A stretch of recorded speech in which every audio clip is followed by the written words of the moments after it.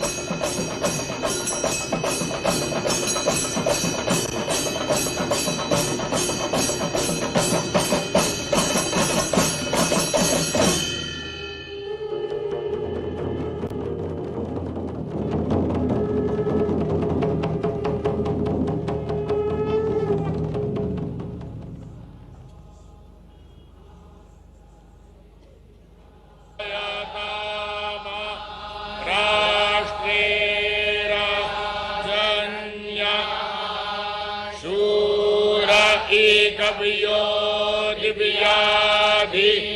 महारथो जायतान् धेनुर्बोध नड़ न संभवाय मयो भवाय भवाय संभवाय संभवाय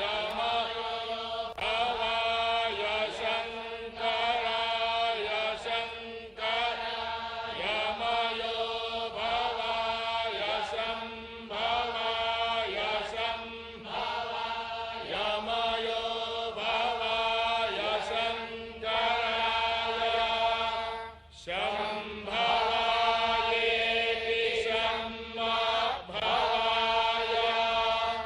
संभवाय शंकराय शंकराय मयो भवाय शंकराय मयस्कराय मयहकराय शंकराय मयो भवाय शंकराय मयस्कराय मयो भवायेति मयः भवाय शंकराय मयस्कराय मयहकराय शंकराय शंकराय मयस्कराय शिवाय शिवाय मयहकराय शंकराय शंकराय मयस्कराय शिवाय शंकरायेति शंकराय मयस्कराय शिवाय शिवाय मयहकराय मयस्कराय शिवाय शिवकराय शिवकराय शिवाय मयहकराय मयस्कराय शिवाय शिवकराय मयहकरायेति मयहकराय शिवाय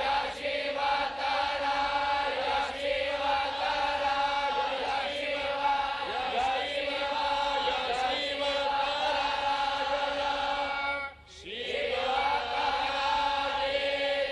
शिवकराय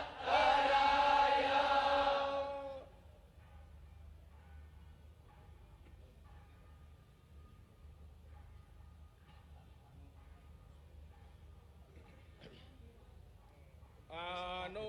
भद्राः क्रतवो जन्तु विश्वतो दग्धासो अपरीतास उद्भिदाः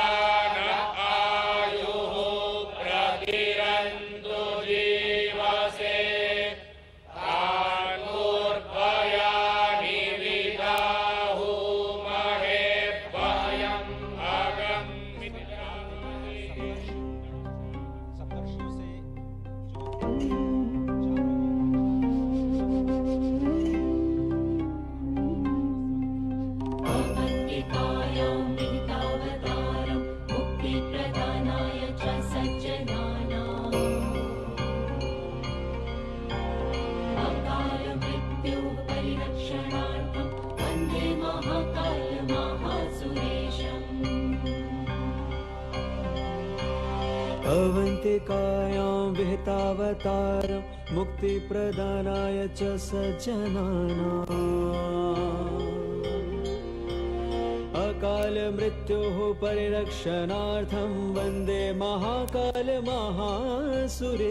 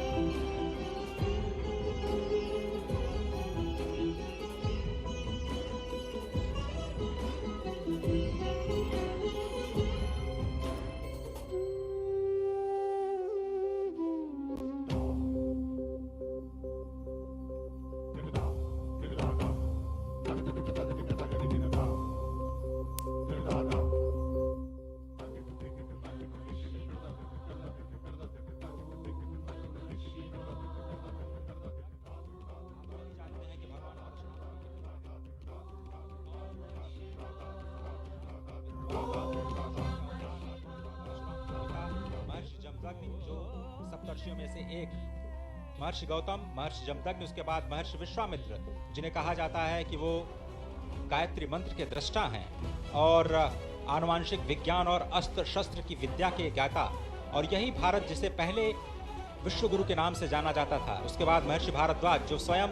देवगुरु बृहस्पति के पुत्र हैं, ऋग्वेद के छठे मंडल के दृष्टा हैं,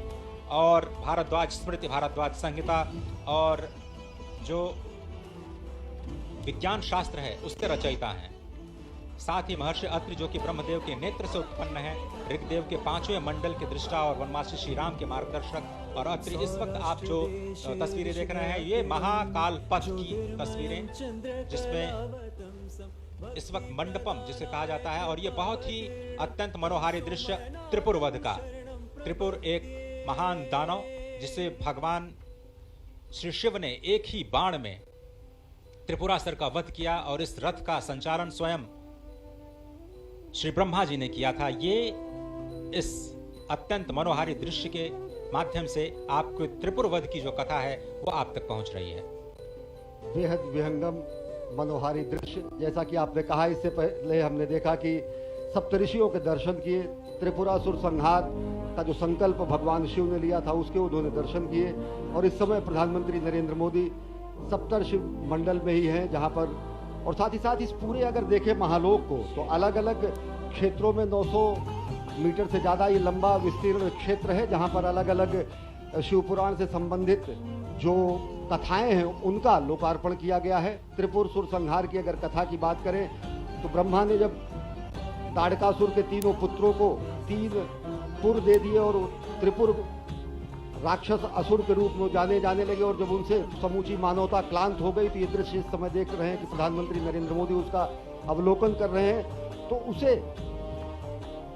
मोक्ष प्रदान करने के लिए एक विशेष रथ के रूप में और विशेष अस्त्र के रूप में त्रिपुरासुर संहार करने के लिए भगवान शिव ने अवतार लिया, जिसमें उनके रथ के रूप में, सारथी के रूप में स्वयं ब्रह्मा थे, सूर्य और चंद्र जिसके पहिए थे, मेरु पर्वत उनकी धनुष थी, सर्पराज वासुकी उनकी प्रत्यंचा थे, अग्नि वायु विष्णुदेव और यमदेव उनके बाण थे, और सबसे बड़ी बात, इस दुष्कर और दुसाध्य कार्य के लिए भगवान शिव ने उज्जैन का ही चयन किया। इस समय प्रधानमंत्री नरेंद्र मोदी महाकाल के लोक का वो दृश्य देख रहे हैं, और इस समय पहुंचे हैं नवग्रह में। नवग्रह में प्रधानमंत्री नरेंद्र मोदी इस समय देख रहे हैं। भारतीय अगर गणना परंपरा, पंचांग परंपरा की अगर बात करें तो भारत में 9 ग्रह माने गए हैं। हमारी सनातन संस्कृति में ये 9 ग्रह हैं: सूर्य, चंद्र, मंगल, बुध, गुरु, शुक्र, शनि, राहु और केतु। कालांतर में जो विज्ञान ने भी 9 ग्रह माने, उनमें चंद्रमा उपग्रह के रूप में रहा और सूर्य तारा के रूप में रहा, लेकिन नवग्रह के रूप में हमारी जो सनातन संस्कृति की जो गणनाएं रही उसका भी यहाँ पर बहुत शानदार वर्णन और विवेचन किया गया। और ये जो आप नयनाभिराम अप्रतिम दृश्य देख रहे हैं अजय, देखें तो किस तरीके से रक्षा सूत्र में बना हुआ भगवान शिव का ये शिवलिंग यहाँ पर रखा गया है। और निश्चित तौर से इसके पीछे की जो अवधारणा होगी कि एकता के सूत्र में हम समूचे देश को बांधे, धर्म धर्मांतर मत मतांतर को किनारे रखते हुए एक रक्षा सूत्र के रूप में यहाँ पर उपस्थित भगवान शिव का ये महालिंग ये बताता है कि किस तरीके से हम राष्ट्र की एकता के लिए, राष्ट्र को एकता के सूत्र में बांधने के लिए हम तत्पर हैं। क्योंकि ये पूरा का पूरा जिस शिवलिंग का लोकार्पण करते समय प्रधानमंत्री नरेंद्र मोदी ने विश्वार्पण लोकार्पण किया, वो रक्षा सूत्र से बना हुआ है। और रक्षा सूत्र से बनने का अर्थ यही है कि हम एकता के सूत्र में बंधे, क्योंकि अलग अलग तंतु जब एक हो जाते हैं तो रक्षा बनती है, और वो रक्षा सूत्र निश्चित तौर से लोगों की रक्षा के लिए होती है। और साथ ही साथ अगर देखें अजय, तो ये भारत के विश्व के मस्तक पर, विश्व के क्षितिज पर नए भारत के अभ्युदय का सीधा प्रमाण है। पूरी दुनिया देख रही कि किस तरीके से भारत भारतीयता को अपने में समेटे, नित्य नूतन और चिर पुरातन विरासत के साथ विकास के मंत्र को लेकर प्रधानमंत्री नरेंद्र मोदी नए भारत का अभ्युदय कर रहे हैं, नए भारत का निर्माण कर रहे हैं, नए भारत की संकल्पना को साकार कर रहे हैं। और इस समय प्रधानमंत्री नरेंद्र मोदी इस 900 मीटर से ज्यादा लंबे महाकाल कॉरिडोर जिसे कहा जाता है, और जिसे कहा जाता है महाकाल का लोक, महाकाल के लोक का महालोकार्पण करने के बाद अब प्रधानमंत्री नरेंद्र मोदी जा रहे हैं इस पूरे विस्तीर्ण क्षेत्र का भ्रमण करने के लिए। और सबसे बड़ी बात अजय, जैसा आपने बताया था कि यहाँ की दरो दीवार पर शिवपुराण से संबंधित एक एक कथाओं का विधिवत चित्रण किया गया है। चाहे वो गंगा अवतरण का दृश्य हो, चाहे वो असुरों के वध का दृश्य हो, चाहे वो भगवान के अलग अलग अवतारों की रूप हो, चाहे वो संदीपनी और भगवान अस्थि का दान करने वाले दधीच के पुत्र को मोक्ष प्रदान करने का दृश्य हो। और जैसा कि अभी हम एक बार फिर देख रहे हैं, ताड़कासुर के वध के बाद त्रिपुरारी जब कहा गया भगवान शंकर को, त्रिपुरारी यदि त्रिपुर असुरों के वध करने के बाद कहा गया, और उसका बेहद विहंगम नैनाभिराम दृश्य यहाँ पर स्थापित किया गया है। भगवान गणेश की मूर्ति, भगवान कार्तिकेय की मूर्ति, माता पार्वती, भगवान शंकर, यानी कि भगवान शंकर का समूचा दरबार और परिवार यहाँ पर स्थापित है महाकाल के इस महाप्रांगण में। अजय, तो ये शिव वाटिका जो इस वक्त आप देख रहे हैं, ये त्रिपुरारी हनन का दृश्य बार बार आपकी स्क्रीन पर। इस वक्त प्रधानमंत्री मोदी अब जो त्रिवेणी मंडपम है उसकी ओर, जो आप दृश्य देख रहे हैं वो त्रिवेणी मंडपम का दृश्य है। और इस वक्त प्रधानमंत्री मोदी का जो काफिला ई कार्ट के जरिए अब महाकालेश्वर पथ की ओर धीरे धीरे बढ़ता हुआ, तो महाकाल लोक का लोकार्पण अब किया जा चुका है। और अब धीरे धीरे जिसे महाकालेश्वर पथ कहा जाता है, जो अब इस प्रथम चरण में जो नंदी द्वार हैं वहां से शुरू होता है, और ये 900 मीटर से ज्यादा लंबा ये पूरा का पूरा महाकालेश्वर पथ, यहाँ से आपको भगवान शिव के जो अवतार हैं, भगवान शिव की जो लीलाएं हैं, भगवान शिव के नाम, भगवान शिव के गुण, उनकी कथाओं का मंचन करते हुए आपको चित्रवृत्तियां दिखाई देंगी, जो आपको एक अद्भुत दुनिया में ले जाती हैं। और तकनीक का भी बहुत ही जबरदस्त इस्तेमाल यहाँ पर किया गया है, जिसमें अगर आपको इन भित्ति चित्रों पर जो कथाएं जिसे आप नहीं समझ पा रहे हैं, आप बारकोड के स्कैन के जरिए आप वहाँ तक पहुँच सकते हैं, और वहाँ की जो कथाओं को आप आसानी से तकनीक के माध्यम से उसके बारे में जान सकते हैं, उनके बारे में पढ़ सकते हैं। तो तकनीक का इस्तेमाल युवाओं को लुभाने की कोशिश, सभी पर्यटकों को आकर्षित करने की कोशिश महाकालेश्वर पथ। और इस वक्त आप देख रहे हैं कि प्रधानमंत्री मोदी कैसे हर एक चरण के जो हर एक आयाम है उनका अवलोकन करते हुए, और मुख्यमंत्री इस वक्त उनकी मदद करते हुए इस पूरे के पूरे महाकाल लोक के अलग अलग जो आयाम हैं, अलग अलग जो प्रतिष्ठाएं हैं, उनके बारे में बताते हुए। और इस वक्त आप देख रहे हैं कि धीरे धीरे वो महाकालेश्वर पथ की ओर जाते हुए अब यही पथ आपको सीधे महाकाल के मंदिर के मुख्य द्वार तक ले जाएगा, जहां पर आप अपनी पूजा अर्चना अपने तरीके से संपन्न कर सकते हैं। और अगर आप समझें तो ये पूरे के पूरे पथ में जो सुविधाएं हैं पर्यटकों के लिए वो विकसित की गई हैं, और मकसद यही है कि स्मार्ट सिटी के तौर पर उज्जैन को एक विकास दिया जाए, और केवल स्मार्ट सिटी ही नहीं बल्कि सांस्कृतिक शहर के रूप में भी उज्जैन को जाना जाता है। और जिस तरह से सभ्यता, संस्कृति, विज्ञान और तकनीक का एक अद्भुत और अनोखा संगम आपको इस वक्त दिखाई दे रहा है महाकालेश्वर पथ पर, जहां पर पैदल चलने की भी व्यवस्था है और ई कार्ड से भी चलने की भी व्यवस्था है। जिस पथ से प्रधानमंत्री इस वक्त जा रहे हैं, कल से जनता के लिए खोल दिया जाएगा, और आम जनता कल से ही इस पथ का प्रयोग करते हुए चाहे तो पैदल और चाहे तो ई कार्ड के माध्यम से भगवान श्री महाकालेश्वर के मुख्य मंदिर की ओर जाने के सफर पर निकल सकते हैं और साथ ही जो शिवलोक के कथाएं हैं उनको अपने आप में समाहित करने की प्रक्रिया को भी समझ सकते हैं, जान सकते हैं। निश्चित तौर से अजय अगर देखें तो ये अकल्पनीय दृश्य है। जिस तरीके से रुद्र सागर का पुनरुद्धार हुआ, जिस तरीके से रुद्र सागर को विस्तार दिया गया, जिस तरीके से रुद्र सागर का विस्तारीकरण करने के बाद सौंदर्यीकरण किया गया, उस तरीके से ये सही मायने में अगर देखें तो अद्वितीय है, अतुलनीय है, अप्रतिम है, अनुपम है। और ये जो छटा आप देख रहे हैं, इस समय देश देशांतर के अनेक मनीषी, महामंडलेश्वर और साथ ही साथ सनातन संस्कृति के ध्वजवाहक यहाँ पर साक्षी बन रहे हैं। महाकाल की इस धरती पर असंख्य देव और साथ ही साथ अन्य लोगों के साथ जो चराचर में व्याप्त है। निश्चित तौर से अगर देखें तो ये सनातन संस्कृति की धर्म ध्वजा का विश्व के पटल पर लहराने जैसा है। और साथ ही साथ अगर देखें तो ये एक स्वप्नद्रष्टा की साधना के सफल होने का परिणाम है। या देखें तो संकल्प से सिद्धि का परिणाम है। ये राष्ट्र सेवक की साधना का ये कर्मफल है। और साथ ही साथ कर्मयोगी प्रधानमंत्री नरेंद्र मोदी के दिशा निर्देशन में बना हुआ ये महाकाल का लोक आदि योगी को दी गई सही और सच्चे मायने की कार्यांजलि है। पुष्पांजलि अर्पित की उन्होंने अभी महाकाल के दरबार में, और अब कर्तव्य परायण स्वरूप में कार्यांजलि अर्पित कर रहे हैं सनातन संस्कृति के दिव्य प्रकाश स्तंभ के रूप में, जो कि महाकाल के महालोक के रूप में आज जिसका लोकार्पण किया गया है। एक और बहुत ही महत्वपूर्ण जानकारी जो मैं आप सभी के साथ साझा करना चाहता हूं अश्विनी, वो ये कि आप इस वक्त जो दृश्य अपने टीवी स्क्रीन पर देख रहे हैं वो भारत का पहला नाइट गार्डन है। ये भारत का सबसे लंबा टेम्पल कॉरिडोर है, जिसे आप महाकालेश्वर पथ के तौर पर अब आज से जानेंगे। महाकाल लोक का ये महाकालेश्वर पथ इस वक्त भारत का सबसे लंबा कॉरिडोर, काशी कॉरिडोर भी आपने देखा, वो 300 मीटर करीब उससे 3 गुना ये जो लंबाई है। और इस वक्त जो दीवारों पर जो कथाएं चित्रित की गई हैं वो कैसे उकेरी गई हैं और कैसे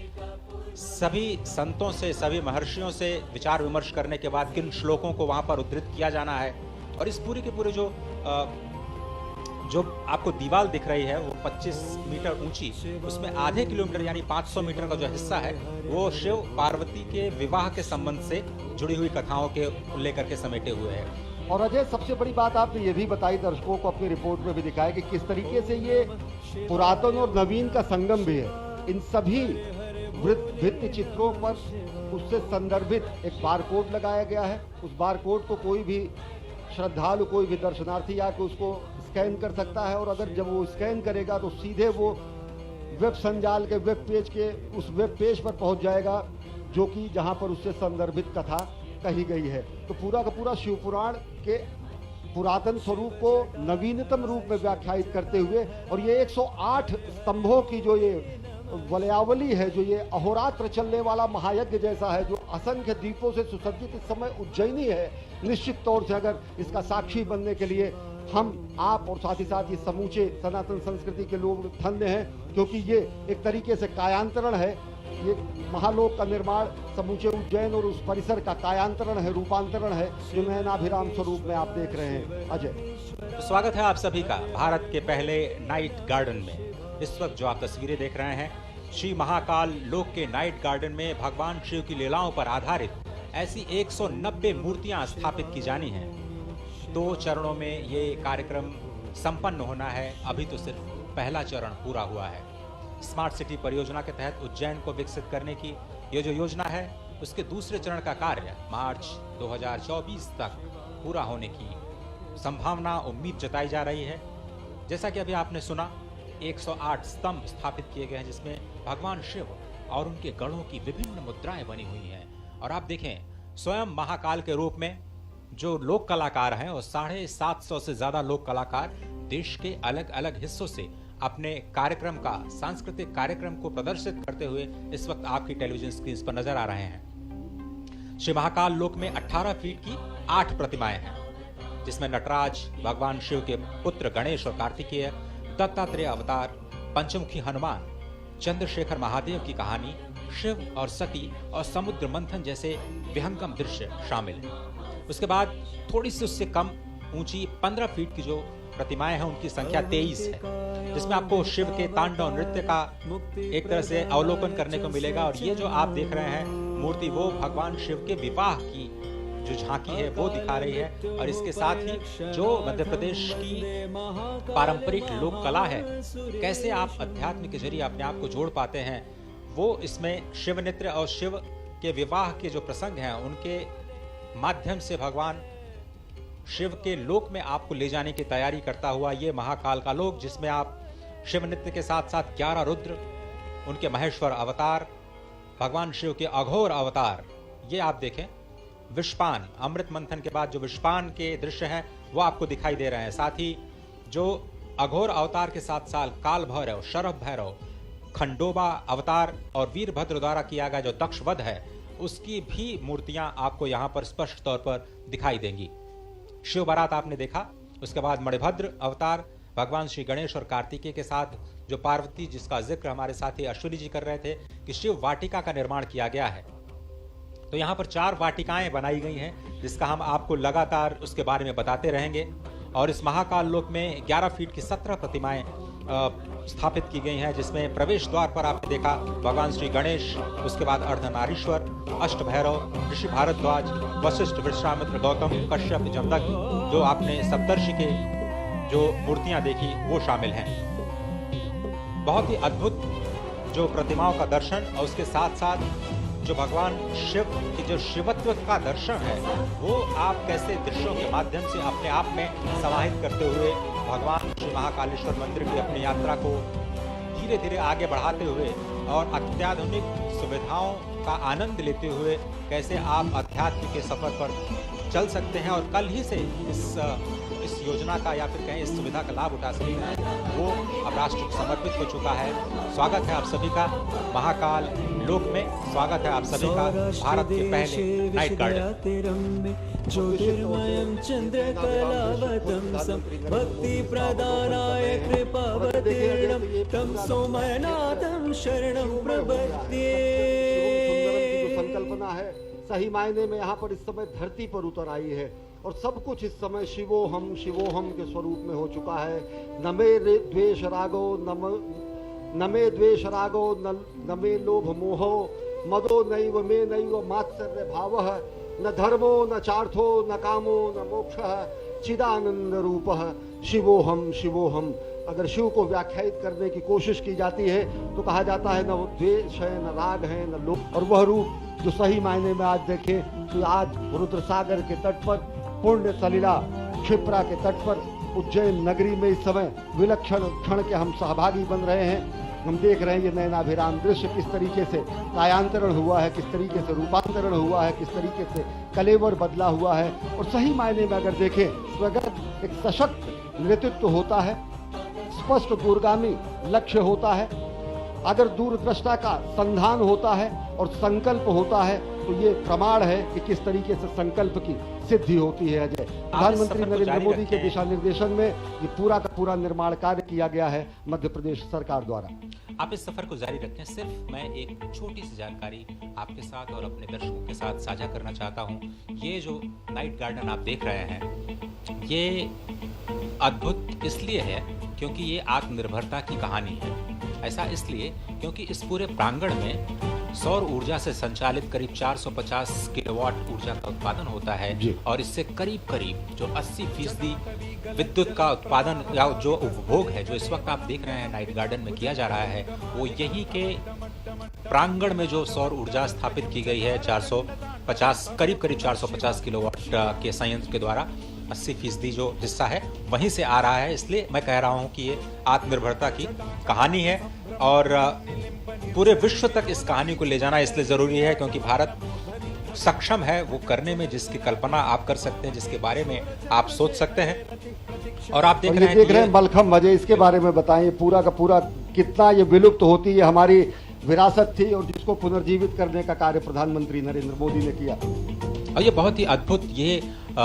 माधव न्यास संचालित जो मलखंभ की पूरी प्रक्रिया है वो आप इस वक्त देख रहे हैं और यही इसी संस्थान का जो छात्र हैं, छोटे छोटे छात्र हैं, वो राष्ट्रीय स्तर पर अपनी एक अलग पहचान भी बना चुके हैं और यहाँ के कई जो छात्र हैं वो स्वर्ण पदक विजेता भी हैं राष्ट्रीय खेलों में, जो मलखम्ब से संबंधित जो प्रतियोगिताएं होती हैं। तो अजय, इसके बगल ही भारत माता का मंदिर है जहाँ पर मलखम्ब के बच्चों को शिक्षा दीक्षा दी जाती है। उसके बगल में ही आद्य द्वितीय गुरु संघ चालक को संबंधित और उनको लिए समर्पित माधव सेवाश्रम है। और साथ ही साथ ये जो विलक्षण हम देख रहे हैं कि ये जो हमारी कला थी, जो हमारा ये ज्ञान था, जो हमारा ये कर्तव्य था, जो हमारा व्यायाम था, जो कि कहीं लुप्त हो रहा था, उसको जो है पुष्पित पल्लवित संवर्धित और स्थापित करने का प्रयास प्रधानमंत्री नरेंद्र मोदी ने किया। और देख रहे हैं आप भारत माता का मंदिर, जो कि महाकालेश्वर भक्त निवास भी यहाँ पर है और महाकाल के प्रांगण से ही सटा हुआ ये भारत माता का मंदिर है। निश्चित तौर से अगर देखें तो दो ही मंदिर हैं, या तो हरिद्वार में भारत माता का मंदिर है या फिर उज्जैन में भारत माता का मंदिर है। हम उस संस्कृति के हैं अजय, जो हम कहते हैं कि माता पृथ्वी पुत्रो अहम, माता पृथ्वी है और हम उसके पुत्र हैं। हम ऐसे उस सनातन संस्कृति के हैं जो हम कहते हैं कि हम अपनी जन्मभूमि को माँ के सदृश मानते हैं। हम उस संस्कृति के हैं जो ये कहते हैं कि जननी जन्मभूमिश्च स्वर्गादपि गरीयसी। हम उस सनातन संस्कृति और भारत भूमि की पूर्ण भूमि के हैं जो कि ये बताते हैं कि जीवन का क्षण क्षण और शरीर का कण कण राष्ट्र के लिए समर्पित होना चाहिए। और इन्हीं ध्येय वाक्यों को आगे लेते हुए और राष्ट्र निर्माण के प्राण प्रण से जुटे हुए इस राष्ट्र साधक के संकल्पना के साकार होने का आज दिन है, स्वप्न दृष्टा के स्वप्न के साकार होने का दिन है। ये विहंगम दृश्य खुद बताता है कि किस तरीके से पूरा का पूरा इस परिसर का कायांतरण हुआ है, रूपांतरण हुआ है, दिव्य अलौकिक छटा मिली है। अजय, कुमुद सरोवर का दृश्य आप देख रहे हैं और जिस तरह से हमने पहले कहा कि यहाँ पर जितने भी विद्युत का उत्पादन किया जाता है वो पूरे के पूरे इसी प्रांगण में प्रयोग किया जाता है। ऊर्जा के उत्पादन के लिहाज से 80% आत्मनिर्भरता प्राप्त की जा चुकी है और बहुत ही समझना इसलिए भी आवश्यक है एक और बात कि सुरक्षा की दृष्टि से भी जो तकनीक का इस्तेमाल इस पूरे प्रांगण में किया गया है वो अभूतपूर्व है। 24 घंटे यहाँ पर विशेष सर्वेलांस कैमरों के जरिए निगरानी की जा रही है, क्योंकि इसमें बहुत बड़ी संख्या में लोग आने वाले हैं। अगर आप देखें जो नंदी द्वार है वहां से करीब 20,000 लोग एक साथ प्रवेश कर सकते हैं। महाकाल के परिसर में अगर हम समझें तो हर घंटे 1 लाख से ज्यादा लोग महाकालेश्वर के दर्शन कर सकते हैं। इतने लोगों पर निगरानी रख पाना बहुत ही मुश्किल कार्य होता है और इसीलिए हम कह रहे हैं बार बार कि आर्टिफिशियल इंटेलिजेंस का इस्तेमाल करते हुए एक बहुत ही उन्नत और अत्याधुनिक कमांड एंड कंट्रोल सेंटर बनाया गया है, जिसके जरिए जो सर्वेलांस है, सर्वेलांस कैमरों की मदद से जो integrated command and control centre है पूरे परिसर की 24 घंटे निगरानी की जाएगी। और इस परियोजना का जो पूरा उद्देश्य है इस क्षेत्र में जो भीड़ भाड़ पहले थी उसको कम करना और किस तरह से जो विरासत संरचनाओं का संरक्षण करना और साथ ही साथ जो इस परियोजना के विस्तार के जरिए यहाँ पर पर्यटन को बढ़ावा देना है, अर्थव्यवस्था को भी बढ़ावा देना है, आत्मनिर्भरता को भी बढ़ावा देना है, समृद्धि को भी हमें दिखाना है, अपने सांस्कृतिक धरोहर को सहेजना भी है। इन सभी कार्यों का जो संगम है वो आपको इस महाकाल के इस नए लोक में इस वक्त भारत के पहले नाइट गार्डन के रूप में एक विहंगम दृश्य के रूप में, जिसमें इस वक्त आप रुद्र सरोवर के साथ साथ महाराज विक्रमादित्य का टीले के साथ साथ आप देख रहे हैं ये दृश्य, जो आप या फिर कहें कि भारत माता के मंदिर के साथ साथ जो मंदिर का मुख्य शिखर है वो भी आपको बहुत ही आसानी से दिख रहा है। अप्रतिम विहंगम दृश्य, नयनाभिराम दृश्य। और अजय, जैसा आपने बताया कि भारत ने ही प्रधानमंत्री नरेंद्र मोदी के अध्यक्षता में और उनके नेतृत्व में इंटरनेशनल सोलर अलायंस की स्थापना की और यहाँ इस पूरे परिसर का जो